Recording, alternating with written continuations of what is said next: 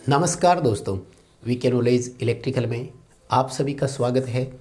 दोस्तों, engineering drawing के ITI का पेपर होना है और उसके लिए मैंने काफ़ी इम्पोर्टेंट क्वेश्चंस आपको प्रोवाइड करवाए हैं। बहुत सारे टॉपिक्स ऐसे हैं जिन पर मैं वीडियो दे चुका हूं। यदि आप हमारे चैनल से अभी इसी क्लास से जुड़े हैं तो आपसे मेरा निवेदन है कि जाइए प्ले लिस्ट में जाकर उन सभी इम्पोर्टेंट टॉपिक्स को देखिए। जैसे मैंने ब्लॉक डायग्राम पर वीडियो दिया हुआ है, PLC controller, elevator, MG set, इन सभी पर। डीयूएल स्टार्टर का मैं दे चुका हूँ। Fully automatic star delta starter का भी हो चुका है। टॉप 3 वायरिंग सर्किट के बारे में भी मैं करवा चुका हूँ और ऑटो ट्रांसफार्मर स्टार्टर सहित और भी कई सारे क्वेश्चंस मैंने करवा दिए हैं। साथियों, आज की इस क्लास में हम circuit diagram of rectifiers, generally 3 तरह के रेक्टिफायर देखने को मिलते हैं और उनमें से जहाँ तक मेरा मानना है, या तो centre tap full wave rectifier या फिर फुल वेव ब्रिज रेक्टिफायर आने की पूरी संभावना है। इन दोनों में से कोई एक आएगा। रेक्टिफायर के चांसेस मैं इसलिए मानता हूँ क्योंकि सेकेंड ईयर इलेक्ट्रिशियन की हम बात करें तो उसमें दोस्तों आप सभी जानते होंगे इलेक्ट्रॉनिक्स का भी चैप्टर है और मशीन्स का भी चैप्टर है। इसलिए सर्किट डायग्राम एक इलेक्ट्रॉनिक्स से और एक मशीन से तो ज़रूरी है। मशीन में squirrel cage induction motor DOL starter के साथ एक आप बन सकता है, तो दूसरा फिर इलेक्ट्रॉनिक्स में अगर हम आते हैं तो फुल वेव रेक्टिफायर के सबसे ज़्यादा चांसेज है। पूरी डिटेल से एक एक पॉइंट आपको बताऊंगा, साथ में थोड़ी सी थ्योरी पर भी चर्चा कर लेंगे कि रेक्टिफायर जो है वो एसी को डीसी कैसे कन्वर्ट करता है, तो अच्छा समझ में आएगा। तीनों रेक्टिफायर के डायग्राम मैं आपको बनाकर बताऊंगा। बस कंप्लीट वीडियो को लास्ट तक जरूर देख लेना। अभी तक चैनल सब्सक्राइब नहीं किया तो हमारे चैनल को सब्सक्राइब जरूर कर लीजिए। पूरी क्लास देखना, क्लास पसंद आई तो लाइक ज़रूर करना, दोस्तों को भी शेयर करना, कमेंट करके मुझे ज़रूर बताना आपको क्लास कैसी लगी और इस क्लास को अपने दोस्तों के साथ शेयर भी ज़रूर कीजिएगा। ठीक है, आइए ज़रा हम सर्किट को शुरू करवाते हैं। सबसे पहले centre tap transformer full wave rectifier को हम लेते हैं, जो कि सबसे ज़्यादा इम्पोर्टेंट मुझे लग रहा है। 2 बातें मैं बताऊंगा आपको इसमें।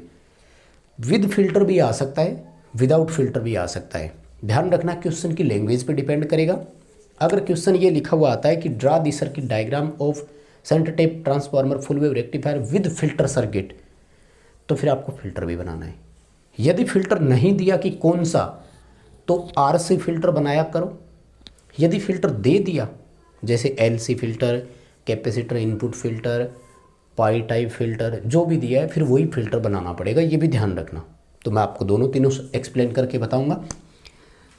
कंप्लीट लास्ट तक ज़रूर देखना, सारी चीज़ें आपके साथ मैं शेयर करूंगा। ठीक, एक एक करके मैं आपको पूरी कंस्ट्रक्शन बताता हूँ कि कैसे अपन को इसको क्रिएट करना है। देखो, सबसे पहले ट्रांसफॉर्मर बनाना है। अच्छा, ट्रांसफार्मर की इनपुट, ट्रांसफार्मर की आउटपुट, वो सब चीज़ें शो करनी है आपको, ये ध्यान रखना। ठीक है, तो ट्रांसफार्मर बनाते समय आपको क्या करना है, ट्रांसफार्मर में वाइंडिंग दर्शानी है।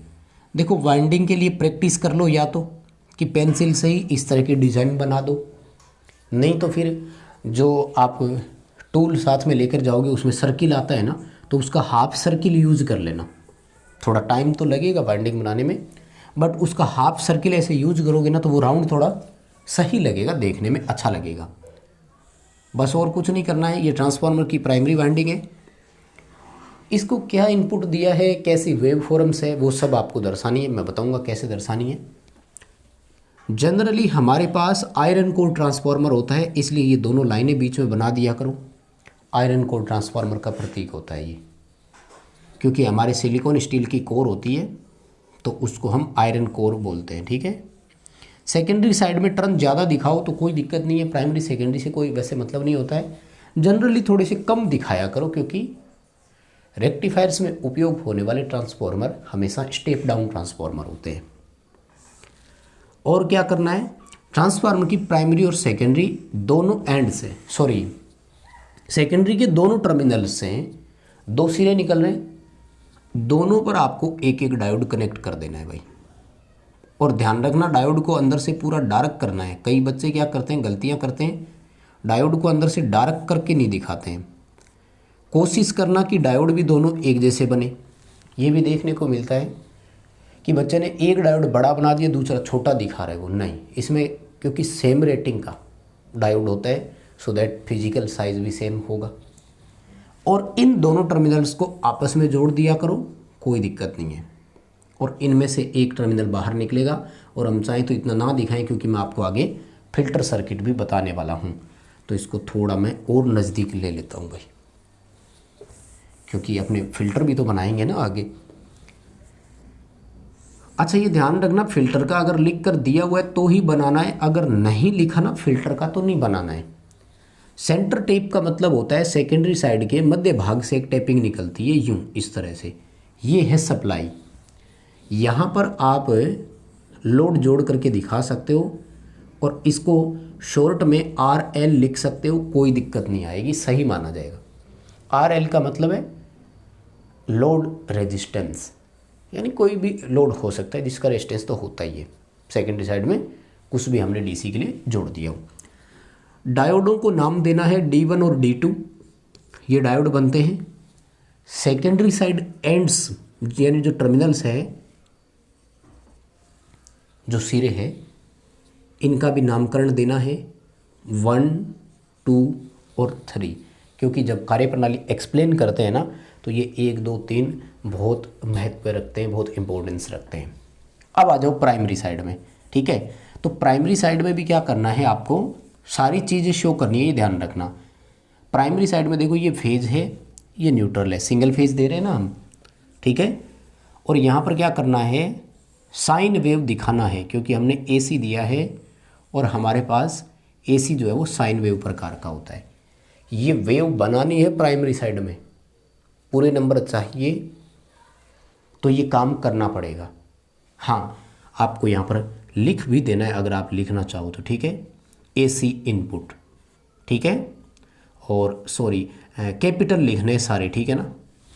हैबिट बना लो, थोड़ी सी प्रैक्टिस करो, अभी 4-5 दिन का समय है, 13 तारीख को एग्ज़ाम होगा, तो हैबिट बना लो। नहीं तो जल्दी में देखो, जैसे मैंने N लिख दिया था, कहीं ऐसा छोटा N नहीं लिख दो, है ना।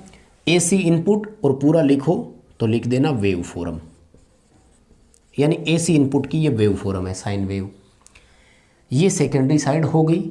ये आउटपुट DC है, यहाँ प्लस का टर्मिनल मिलता है या माइनस मिलता है, लिखना है प्लस माइनस, शो करना है, नहीं तो प्रॉब्लम क्रिएट हो जाएगी। और यहाँ पर आपको क्या करना है, पल्सेटिंग DC की वेव फॉर्म दिखानी है। अगर फिल्टर सर्किट बनाना हो तब तो ये वेव फॉर्म नीचे दिखाना, और अगर फिल्टर नहीं बनाना हो तो वेव फॉर्म ठीक आगे दिखाना, जैसे अभी मैं बनाने जा रहा था वैसे। आपने तो क्या करेंगे, फिल्टर बनाएंगे, इसलिए मैं वेव फॉर्म को नीचे बना रहा हूँ। तो यहाँ पर आपको आउटपुट DC की वेव फॉर्म दिखानी है। ध्यान रखना, इनपुट में आपने भले एक साइकिल दिखाया हो, लेकिन आउटपुट में आपको कम से कम 2 साइकिल तो दिखाने ही है। अगर इतना सा दिखाओगे तब भी चलेगा, कोई दिक्कत नहीं है, क्योंकि ये जो दोनों हाफ साइकिल आए हैं, वो हाफ साइकिल वो दोनों इजी के हैं। एक तो ये ऊपर का है और एक नीचे का जो नेगेटिव हाफ साइकिल है वो भी ऊपर की एंड पर ही गए हैं। तो 2 बनाओ तब भी ठीक है, नहीं तो 4 बना सकते हो, 3 मत बनाना, वो कोई दिक्कत नहीं है। आगे की साइड में आप अगर 2 भी दिखाते हो तो कोई दिक्कत नहीं है। तो यहाँ से एक और दिखा सकते हो, वैसे 2 कोई दिक्कत नहीं है, ठीक है। ये प्लस और ये माइनस, ये पल्सेटिंग DC कहलाती है, ठीक है। लेकिन आप यहाँ पर लिख सकते हो, क्या लिखोगे, रेक्टिफाइड आउटपुट DC, ठीक है, रेक्टिफाइड आउटपुट, ठीक है। और पूरा लिखो तो लिख दो वेव फॉर्म, यानी रेक्टिफायर की जो आउटपुट है उसका वेव फॉर्म है। और जैसा कि हम सभी जानते हैं कि जनरली हम पल्सेटिंग DC का यूज करते नहीं हैं, क्योंकि पल्सेटिंग DC से हमिंग आती है, इसलिए इसको फ़िल्टर करना ज़रूरी होता है। तो फिल्टर का जब भी आ जाए फिर लोड नहीं दिखाना है, ये ध्यान रखना, लोड हमेशा फिल्टर के बाद लगेगा। यदि फिल्टर आ जाए तो क्या करना है, आपको यहाँ फिल्टर दिखाना है। जनरली RC फिल्टर बनाया करो, जिसमें एक रेजिस्टर हो और एक कैपेसिटर हो। हालांकि आप चाहो तो पाई टाइप फिल्टर भी दिखा सकते हो, कोई दिक्कत नहीं, क्योंकि वो ज़्यादा शुद्ध करता है। चलो मैं पाई टाइप ही बना देता हूँ। पाई टाइप की ये विशेषता होती है कि दो कैपेसिटर होते हैं, पैरेलल में ही होते हैं। पहला समांतर में लगता है, इसको C1 बोलते हैं। फिर एक इंडक्टर लगता है। अच्छा थोड़ा सा देखो, वाइंडिंग और इंडक्टर कॉइल बनाते समय ध्यान रखा करो, इस तरह की संरचना बनाया करो। इंडक्टर एक ही लगेगा, इसलिए केवल L लिख दो, कोई प्रॉब्लम नहीं होगी। फिर यहाँ सेकेंडरी साइड में कैपेसिटर आउटपुट में दिखाओ और इसका नामकरण कर दो C2 और ये कनेक्ट कर दो भाई आपस में। बस यहाँ हो गया प्लस, यहाँ हो गया माइनस, और यहाँ पर आप लोड रेजिस्टेंस जोड़ करके दिखा सकते हो। और यहाँ पर इसकी वेव फॉर्म जरूर दर्शानी है, ये ध्यान कर लेना थोड़ा सा, ठीक है ना। वहाँ तक का दिख तो रहे ना, ठीक। ये जो वेव फॉर्म आप दिखाओ ना ये, और इस वेव फॉर्म को कैसे दिखाना है, क्योंकि पाई टाइप फिल्टर से ऐसे मानते हैं कि 95% तक शुद्ध हो जाती है, लेकिन हमारे लिए तो प्योर डीसी के समान है। तो इस रेखा को आप चाहो तो सीधी रेखा दिखा देना, चलेगा, नहीं तो थोड़ा सा उतार चढ़ाव इसमें चाहो तो दिखा सकते हो, बट ज़्यादा नहीं करना, रहने देना। और यहाँ पर क्या लिखना है, आउटपुट फिल्टर डीसी या आउटपुट डीसी, इतना लिख सकते हो, ठीक है। ये है हमारा फाइनल आउटपुट जिसके हमें लोड को कनेक्ट करना है, क्योंकि हम सब जानते हैं कि बिना लोड के फिल्टर किए बिना तो वो डीसी काम कर ही नहीं सकता। इक्विपमेंट जैसे अगर रेडियो रिसीवर है तो कहते हैं कि वो गुंजन करने लग जाता है, ठीक है। चलो बताओ, एक डायग्राम समझ में आया क्या? कौन सा है ये? Full wave centre tap transformer वाला रेक्टिफायर, बहुत इंपॉर्टेंट है, ध्यान रखना। दूसरा हम बनाएंगे ब्रिज रेक्टिफायर, क्योंकि ब्रिज रेक्टिफायर में क्या होता है कि बच्चे गलतियां कर देते हैं कि वो रेक्टिफायर में डायोड की दिशाएं उल्टी सीधी कर देते हैं और डायोड कहीं शॉर्ट हो रहे होते हैं, एसी को डीसी करने के बजाय शॉर्ट हो जाते हैं। ये गलतियां नहीं करनी। उससे पहले मैं आपको हाफ वेव रेक्टिफायर बता दूं, बस ये हाफ वेव है। लो क्या करना है, ट्रांसफार्मर की सेकेंडरी साइड पे टेपिंग नहीं दिखाना, बस केवल एक डायोड जुड़ा हुआ दिखाना है, और एक डायोड की जगह सिर्फ डी लिख दो और यहाँ लोड जोड़ देना है, बस। ये हाफ वेव रेक्टिफायर है, ठीक है। तो मुझे नहीं लगता हाफ वेव रेक्टिफायर में तो आपको प्रॉब्लम आएगी क्या। फुल वेव सेंटर टेप वाला सबसे इम्पोर्टेंट माना जाता है, जहाँ तक मेरा मानना है। आना भी चाहिए इस बार ड्राइंग में, है ना। अगर मुझे पेपर बनाने का मौका मिले तो मैं ज़रूर full wave rectifier with filter ही देता, क्योंकि बच्चे ने क्या पढ़ाई की, एक साल पता तो लगना चाहिए ना। ड्यूअल स्टार्टर रट के बैठा हो, फुल वेव रेक्टिफायर की तरफ ध्यान ही नहीं दिया, वो भी पढ़ना चाहिए। आओ जरा हम चलते हैं ब्रिज रेक्टिफायर। ब्रिज रेक्टिफायर की खास बात होती है कि इसमें ट्रांसफार्मर की कोई ज़रूरत नहीं होती। 4 डायोड जोड़ने होते हैं आपको ब्रिज की आकृति में, और ध्यान रखना ठीक ठाक लगे ब्रिज, छोटा भी नहीं बनाना। कई बार देखता हूँ बच्चा बहुत छोटा सा बना देता है, एग्जामिनर नंबर वैसे ही नहीं देगा, सारा कुछ सही बना रखा है। तो ही चीज़ें सटीक होनी चाहिए, नंबर चाहिए तो। और ड्राइंग का पेपर है यार, एक ही बार काम आएगा, बाद में तो नहीं। थ्योरी तो बाद में भी काम आएगी, कंपटीशन एग्ज़ाम फाइट करने आपको तो वहाँ भी काम आएगा, लेकिन इसकी ज़्यादा ज़रूरत नहीं पड़ती है, ठीक है। देखो 4 डायोड दिखाना है, और जैसे मैं बना रहा हूँ वैसे ही बनाना, इसी तरह से याद कर लो। 2 डायोड आमने सामने इस तरफ दिखाना, इनकी डायरेक्शन इधर ही रखना। डार्क कर देना भाई, पहले ही बता रहा हूँ, गहरा कर देना अंदर से, ठीक है ना। कि ये नहीं हो कि गुरुजी आपने गहरा किया ही नहीं था, हमने भी नहीं किया, या फिर कमेंटों में कमियां निकालोगे, बोले गुरुजी डार्क करना है कि नहीं करना है, सवाल पूछोगे, है ना। और यहाँ पर जो 2 डायोड जोड़ने उनकी डायरेक्शन ऐसे रखना, ठीक है ना। अब देखो, अगर आप इन दोनों डायोड की दिशा नीचे भी कर देते हो तो भी कोई दिक्कत नहीं होगी, लेकिन फिर इनपुट आउटपुट की सिस्टम बदल जाएगा। इनपुट कहाँ देना, आउटपुट कहाँ देना, वो ध्यान रखना होगा। अगर इन दोनों की ऊपर कर देते हो तब भी ज़्यादा कोई प्रॉब्लम नहीं होगी, लेकिन कहीं कंफ्यूज नहीं होना है, कोई और तरीका दिमाग में लाना नहीं है, केवल ये रट लो इन चारों की डायरेक्शन, ऐसे ही बना देना। 100% नंबर मिलेगी, मैं गारंटी देता हूँ, कोई नंबर नहीं काटेगा, बस ये बना देना। इनमें क्या करना है, 4 जंक्शन है, 4 डायोड है, जंक्शन भी दिखाने हैं, डायोड भी है, सब कुछ है, नामकरण भी करना है, सारा काम करना है।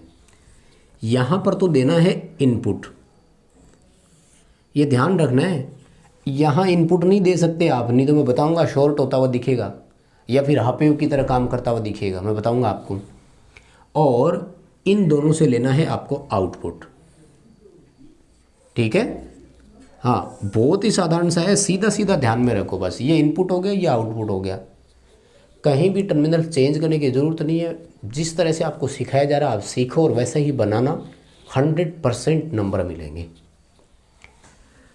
देखो यहाँ एसी इनपुट देना है, सेम वही फेज न्यूट्रल दिखाना, एसी का सिंबल बना देना, डायोड का नामकरण कर दो, D1, D2, D3, D4, ठीक है। प्लस और माइनस है, लोड रेजिस्टेंस दिखा दो RL के नाम से, आउटपुट का वेव फॉर्म दर्शा दो, ठीक है। अगर इसमें भी फ़िल्टर दिया हुआ है तो फिर यहाँ से फ़िल्टर दिखाओ और बाद में लोड रेजिस्टेंस दिखाओ। ये है आपका ब्रिज रेक्टिफायर। बताओ बात समझ में आई क्या? वैसे तो मैंने कई बार आपको बताया हुआ है, लेकिन ड्राइंग स्पेशल क्लासेज अभी दे रहा हूँ आपको मैं, तो मुझे नहीं लगता आपको कोई प्रॉब्लम होगी क्या। क्लास को अगर लास्ट तक देखा है तो लाइक ज़रूर करना, मुझे कमेंट करके ज़रूर बताना आपको कैसी लगी, दोस्तों को शेयर ज़रूर करना, और हाँ, चैनल सब्सक्राइब ज़रूर कर लेना। दोस्तों से भी करवाइए चैनल सब्सक्राइब, उन तक भी पहुंचाइए चैनल को।